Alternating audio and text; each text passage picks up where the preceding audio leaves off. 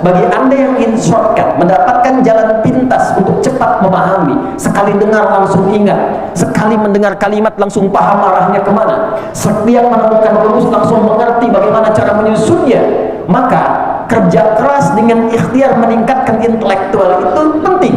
Tapi ada jalan cepat yang Allah kehendaki untuk membimbing intelektual itu supaya mantap, cepat untuk memahami sesuatu. Penutup di ayat 282 di Quran surat kedua Al-Baqarah, dengan tegas Allah sampaikan, wattaqullaha wa yu'allimukumullah. Ketika Anda mampu mendekat kepada Allah dengan takwa, aku bimbing engkau, aku ajarkan padamu untuk mudah memahami apa yang akan engkau pelajari. Itulah yang menjadikan para ulama-ulama hebat kita. Kalau saya katakan ulama bukan hanya di bidang keislaman saja, tafsirkah, fiqhkah, hadithkah, usul fiqhkah, akidahkah. Kita bukan sekedar bicara tentang Imam Abu Hanifah, Imam Malik, Imam Asy-Syafi'i, Imam Ahmad bin Hanbal. Kalla, bukan hanya itu. Bukan hanya Al-Ghazali. Bukankah kita mendengar Al-Kindi, Al-Farabi, Ibnu Sina, Al-Khawarizmi, Al-Mubattuta? Siapa mereka semua? Begawan pengetahuan yang telah melahirkan bukan hanya karya, tapi menjadi pedoman yang sifatnya abadi, bahkan kajian-kajian yang bukan hanya di dunia Islam, bahkan di barat pun abadi sampai dengan kini. Siapa yang tidak kenal dengan Avicenna? Ibnu Sina itu. Siapa yang tidak paham dengan Ibnu Rushd? Averroes itu. Silahkan Anda cek bagaimana mereka tumbuh di usia-usia menjelang balik, usia 8, 9, 10, sampai 12 tahun. Anda buka biografinya, tidak pernah orang tua mereka memulai mereka berpendidikan dan belajar kecuali didekatkan dengan Allah Subhanahu wa Ta'ala dengan nilai-nilai ketakwaan. Itu yang menjadikan seorang Ibnu Sina belajar kedokteran bisa mendapatkan pemahaman yang cepat, bahkan sebagiannya otodidak dengan mengembangkan nilai dan pengalaman yang telah ia dapatkan sebelumnya. Siapa yang membimbingnya? Wattaqullaha wa yu'allimukumullah. Hadirin, jadi kunci kebahagiaan itu takwa, kunci kepintaran itu takwa, kunci berkemajuan itu takwa, kunci mendapatkan solusi itu takwa, bahkan kunci mendapatkan rezeki yang membahagiakan itu takwa. Bukan sekedar banyak, tapi berkah. Anda dapat banyak, tidak berkah, habisnya cepat, tidak dinikmati, menjadi beban. Untuk apa mendapatkan banyak harta kalau tidak bahagia?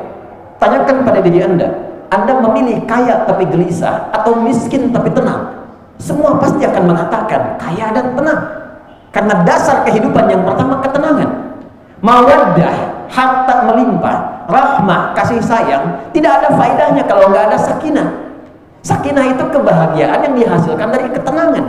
Jadi ketika Islam menawarkan solusi, bukan sekedar kuantitas, tapi pun diiringi dengan kualitas yang paripurna. Pertanyaan berikutnya, ya Allah, ya Rasulullah, bagaimana cara kami meningkatkan takwa kepada Allah untuk meraih apa yang dijanjikan tadi?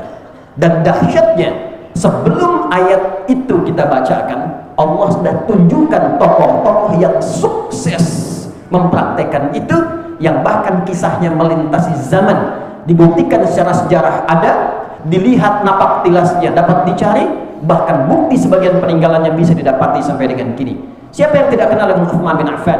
Siapa yang tidak tahu dengan Abdurrahman bin Auf? Cek mereka sebelum meningkatkan takwa, dengan setelah mereka meningkatkan takwa, berapa peningkatan aset yang didapatkan? Riset yang pernah kami lakukan, asetnya Abdurrahman bin Auf saja setelah meningkatkan takwa, sebelumnya cuma dengan modal pakaian, masuk Islam meningkatkan takwa, itu kalau dikonversi sekarang setidaknya bernilai 72.000 triliun. Siapa yang tidak paham dengan Abu Hurairah? Siapa ya sebelum masuk Islam? Abdurrahman bin Sahar. Siapa beliau? Bagaimana kekuatan pengetahuannya?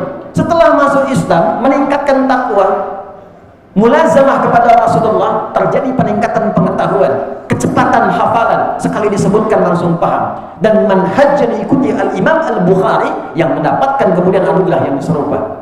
Siapa yang tidak kenal dengan Ali bin Abi Thalib? Orang tahunya hanya ahli bahasa balaghah, paham Quran, paham tafsir. Beliau itu juga pakar di bidang matematika.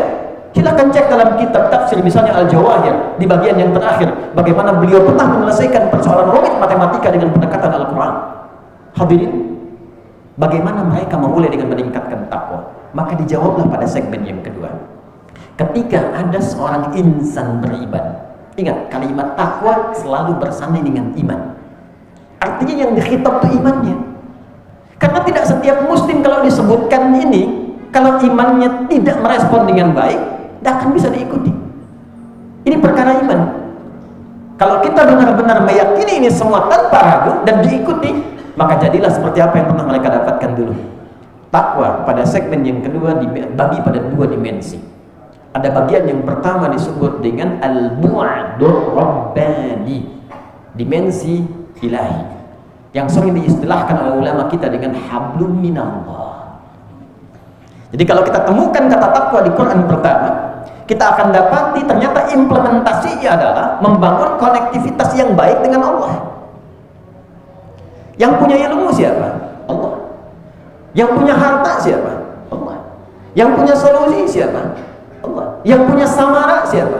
Allah. Anda menuntut sakinah, Anda jauh dari Allah, wajarkah mendapatkan itu? Anda ingin rizki, Anda tahu Allah Ar-Razzaq sang pemberi, tapi Anda jauh dari Allah, bagaimana bisa mendapatkannya? Anda menginginkan pengetahuan, Anda paham yang punya ilmu itu Allah, tapi Anda menjauh dari Allah, bagaimana bisa mendapatinya? Maka ketika kalimat takwa dihadirkan dalam Al-Quran, implementasi pertama adalah bagaimana membangun koneksi dengan Allah yang kuat, sehingga dengan kekuatan konektivitas itu kita mendapatkan akses yang tidak didapatkan oleh semua hamba atau umumnya yang lain. Quran surah kedua Al-Baqarah di ayat kedua sampai yang kelima, kalimat takwa pertama disebutkan dalam Al-Quran, dilekatkan pada pemiliknya. Dzalikal kitabu la raiba fihi hudan lil muttaqin. Al-Quran jangan diragukan semua isinya. Dia akan memberi petunjuk pada orang takwa. Dan adilnya Allah menjadikan takwa pertama membuka Quran dengan bentuk jama'. Tunggalnya taqi, jama'nya muttaqin. Siapa orang takwa yang disebutkan di sini? Perhatikan ayat 3 dan seterusnya. Alladzina yu'minuna bil ghaibi wa yuqimunas shalah wa mimma razaqnahum yunfiqun. Walladzina yu'minuna bima unzila ilaika wa ma unzila min qablik wa bil akhirati hum yuqinun. Perhatikan hasilnya. Ulaika ala hudan min rabbihim wa ulaika humul muflihun. Siapa orang takwa yang dimaksudkan di ayat ini? Dimensi pertama adalah orang-orang yang ingin membuktikan keimanannya kepada Allah lalu mengoneksikan dirinya dengan Allah. Wa yuqimunas shalah. Pertama, ia bangun konektivitas dengan sholat. Ternyata ada relasi antara sholat itu yang menunjukkan keberimanan kita kepada Allah, yang menunjukkan kita ini hamba, kita ini beriman. Ternyata bukan hanya sekedar ibadah. Feedback dari sholat itu karena kita terhubung dengan Allah, Allah memberi perhatian. Nah, perhatian inilah yang menjadikan kita hidupnya lebih mudah. Anda dekat dengan rektor, akses Anda di kampus ini mudah didapatkan. Anda dekat dengan Allah, apa yang sulit bagi Allah untuk diberikan? Itulah sebabnya ketika kita menunaikan sholat pertama kali, yang diminta oleh Allah adalah Anda punya masalah apa, ingin minta apa. Kalau benar sholatnya sampai dengan ini, aku berikan apapun yang kau minta sesuai dengan kebutuhannya. Itulah sebabnya di Al-Baqarah ayat 45, ketika kita diminta sholat, kalimatnya jelas, wasta'inu bis-sabri was-shalah. Jika Anda punya persoalan dalam kehidupan yang ingin diselesaikan, terima dulu dengan sabar, lalu tunaikan sholat, mintalah kepada Allah lewat sholat. Kalau masih belum yakin, imannya ditanya, maka muncul kembali di Al-Baqarah ayat 153, ya ayyuhalladzina amanu sta'inu bis-sabri was-shalah. Hei, kamu ini punya iman apa enggak? Yakin apa enggak dengan Allah? Kata Allah, kalau kamu punya masalah, aku pemberi solusinya. Bagaimana mintanya? Tunaikan sholat. Saat itulah kita mengatakan, firman Allahnya, perintahnya wasta'inu, bila ingin dirubah pada bentuk permintaan, maka dirubah katanya menjadi nasta'inu. Itu yang menjadikan kita berkata setiap berdiri dalam sholat, iyyaka na'budu wa iyyaka nasta'in. Saat benar sholat yang kita tunaikan sampai detik itu, perhatikan hadis qudsinya dari sahabat Abu Hurairah radhiyallahu ta'ala anhu. Qasamtu sholat baini wa baina 'abdi ila nisfaini. Dalam hadis qudsi kata Allah Subhanahu wa ta'ala, aku bagi segmen sholat pada dua bagian. Ada kewajiban hambaku untukku, ada kewajibanku untuk hambaku. Jika benar hambaku menunaikan sholat pada detik itu, aku kabulkan apapun yang ia minta selama itu menjadi kebutuhannya. Idza qala al-'abdu alhamdulillahi rabbil alamin, jika hambaku berkata alhamdulillahi rabbil alamin, qala Allah azza wa jalla hamadani 'abdi. Jika seorang yang salat berkata dalam salatnya alhamdulillahi rabbil alamin, itu dijawab oleh Allah, saudara. Kita senang menghadap, dijawab oleh Allah. Karena itu kita belajar bacaan yang benar supaya nggak malu menghadap pimpinan ditata-tata kalimat, menghadap Allah kok bacaan berantakan, tapi mintanya banyak. Itu sebab yang menjadikan kita berlatih pakai pakaian yang bagus, menghadap, minta, dijawab. Hambaku sedang memujiku. Idza qala al-'abdu ar-rahman ar-rahim, qala Allah azza wa jalla athna 'alayya 'abdi. Jika hambaku berkata ar-rahman ar-rahim, aku jawab, kata Allah, hambaku sedang menyanjungku. Wa idza qala al-'abdu maliki yaumiddin, kalau hambaku berkata maliki yaumiddin, qala Allah azza wa jalla majjadani 'abdi. Allah menjawab, hambaku sedang mengagungkanku. Perhatikan. Wa idza qala al-'abdu iyyaka na'budu wa iyyaka nasta'in. Kalau hambaku berkata, ya Allah, aku beriman dan aku buktikan keberimananku kepadamu dengan menyembahmu saat ini, dan aku sedang punya masalah dan kau maha tahu dengan masalahku, aku mohon solusi darimu. Dijawablah, qala Allah azza wa jalla, Allah menjawab, hadza baini wa baina 'abdi wa li 'abdi ma sa'al. Ini perjanjianku dengan hambaku, kalau hambaku benar salatnya sampai detik kalimat itu, aku kabulkan apapun yang ia butuhkan. Ini yang menjadikan semua nabi dan rasul itu mereka pun salat. Kalau sedang ada hajat mereka salat. Nabi Zakaria itu divonis fisiknya sudah sepuh, letih, rambut memutih. Istri divonis secara medis monofos dan maaf mandul. Secara medis gak mungkin, secara klinis mustahil. Apa yang beliau lakukan? Bangun menunaikan sholat. Quran surah ketiga Ali Imran ayat 38 sampai 39. Saat berdiri dalam sholat itulah minta kepada Allah. Hunalika da'a Zakaria rabbah, qala rabbi habli min ladunka dzurriyyatan thayyibah innaka sami'ud du'a. Beliau berkata, ya Allah, semua memvonis aku tak mungkin punya keturunan, maka aku abaikan mereka, aku mohon padamu yang tidak punya pernah batas dalam pemberian.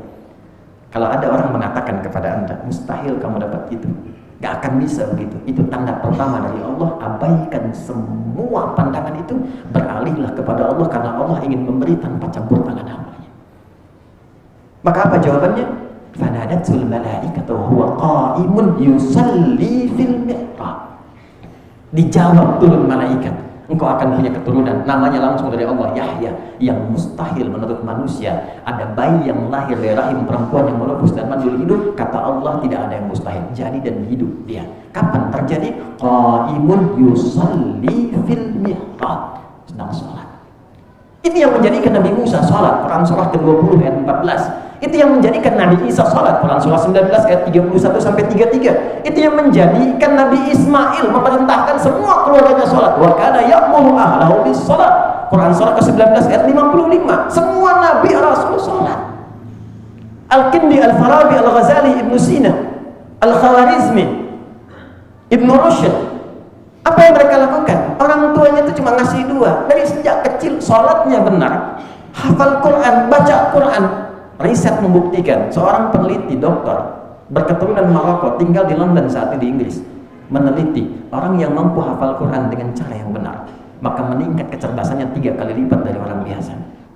Sekarang di Sydney, kalau ada sekolah Islam tidak ada program Qurannya, itu sekolahnya nggak laku.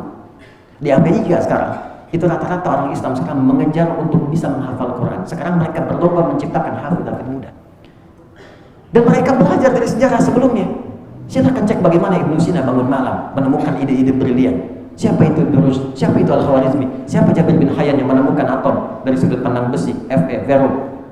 Bahkan saat mengkaji surat Al-Hadid, siapa itu Di Firnas yang mendapatkan inspirasi dari surat Al-Mulk, kemudian membuat prototipe pesawat terbang? Kita butuh orang-orang seperti mereka di era ini. Anda pengen lulus, IPK pengen paling bagus, sholat masih terlambat, tahajud gak pernah bangun, baca Quran bahkan belum bisa punya waktu, pengen tingkat paling tinggi dan pengen dikabul oleh Allah. Di mana logikanya? Dan Anda mengaku beriman, pengen masalah selesai tapi jauh dari Allah, pengen rezeki dimudahkan tapi jauh dari Allah. Ayat ada, contoh jelas di hadapan mata, kisah diperdengarkan, belum yakin juga, dengan cara apa lagi diberikan keyakinan? Itulah sebabnya tiap pekan kita dipanggil dalam Jumat. Hei, cek takwamu. Mungkin kesulitannya bukan karena belum pintar, belum takwa. Mungkin dengan Allah ada yang belum selesai urusannya. Ini yang menjadikan tiap pekan kita datang untuk menghadap kepada Allah dan mengingatkan dan mengevaluasi selama sepekan. Mungkin ini yang belum selesai, yang butuh untuk direnungkan dalam Jumat itu.